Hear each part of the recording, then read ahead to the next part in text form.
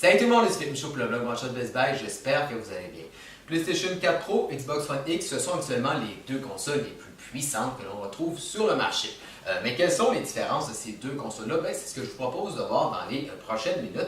On peut commencer cette chronique vidéo avec la PlayStation 4 Pro. Ici, j'ai l'édition limitée de Star Wars, mais à noter que si vous n'aimez pas la guerre des étoiles, il est possible de mettre la main sur une édition sans symbole de Star Wars.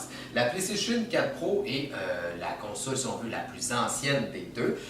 C'est aussi ce qui explique pourquoi elle est un peu plus abordable que la Xbox One X qui est sortie il y a quelques mois. La PlayStation 4 Pro possède également un processeur graphique un peu moins puissant que sur la Xbox One X, ce qui explique que peut-être dans les jeux, quand vous allez jouer à des jeux vidéo, vous allez voir que ceux-ci vont être peut-être un peu moins fluides et le temps de chargement un peu plus long qu'avec la Xbox One X.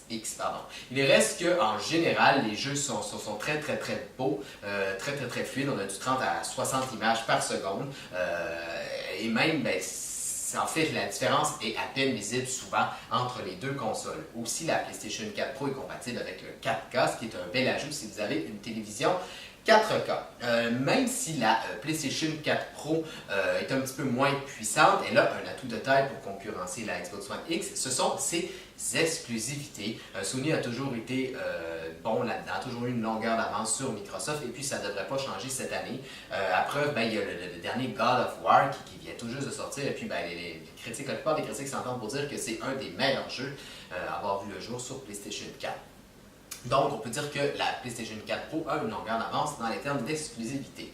Pour ce qui est du design, on s'éloigne pas trop de ce que Sony nous avait offert avec la première PlayStation 4. On peut noter ici la présence des boutons qui ont changé un peu de place. Ce sont le bouton alimentation et le bouton d'éjection de CD. La console fait aussi moins de bruit qu'avec que la PlayStation 4. On peut voir aussi la manette.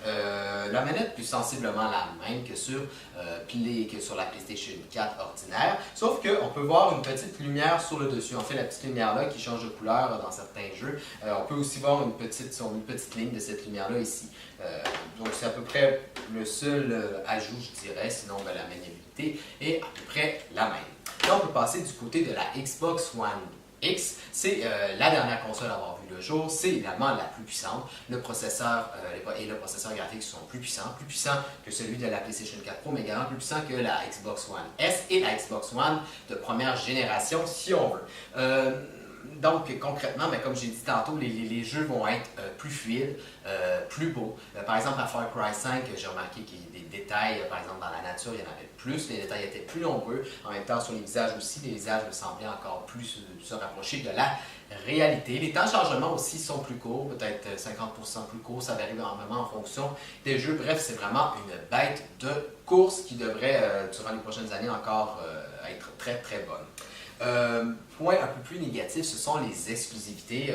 Peut-être en 2018, il n'y aura pas grand-chose à se mettre sous la dent. Peut-être penser à un Crackdown 3, s'il va vraiment le jour cette année. Mais en termes d'exclusivité, il n'y a pas grand-chose. En fait, peut-être si c'est un peu moins de qualité que sur PlayStation 4 Pro. Peut-être que ça va changer, mais pour le moment, c'est ça, c'est ce qui désavantage le plus la console. Il reste quand même que vous pouvez jouer à une foule de jeux, comme je dis, Far Cry 5, il y a aussi Assassin's Creed Origins. Il y a un paquet d'autres jeux qui vont vous permettre de bien exploiter cette console-là. En termes de design, c'est encore rectangulaire. Il n'y a pas grand-chose de révolutionnaire du côté de la Xbox One X. Le bouton a été changé, c'est un petit bouton pressoir. Le bouton de la Xbox One ordinaire a un peu disparu, lequel était très sensible.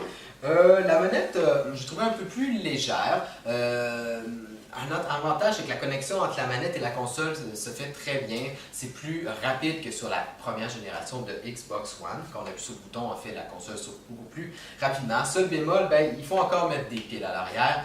On ne peut pas recharger la console, du moins qu'on la jette comme ça, on ne peut pas recharger la console avec la Xbox One X. La manette avec la Xbox One X, ce que permet la manette de la PlayStation 4 Pro. Donc, voilà.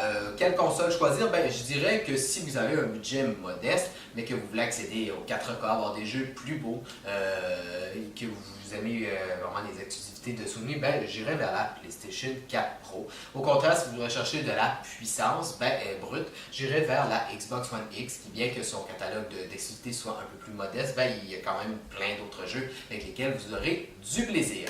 Alors voilà, ça résume sensiblement les exclusivités, les caractéristiques de ces deux consoles-là. Et puis si vous avez besoin d'informations supplémentaires, comme toujours, je vous invite à lire ma critique complète sur le blog Manchot Best Buy. C'était Philippe Michaud, je vous dis à la prochaine!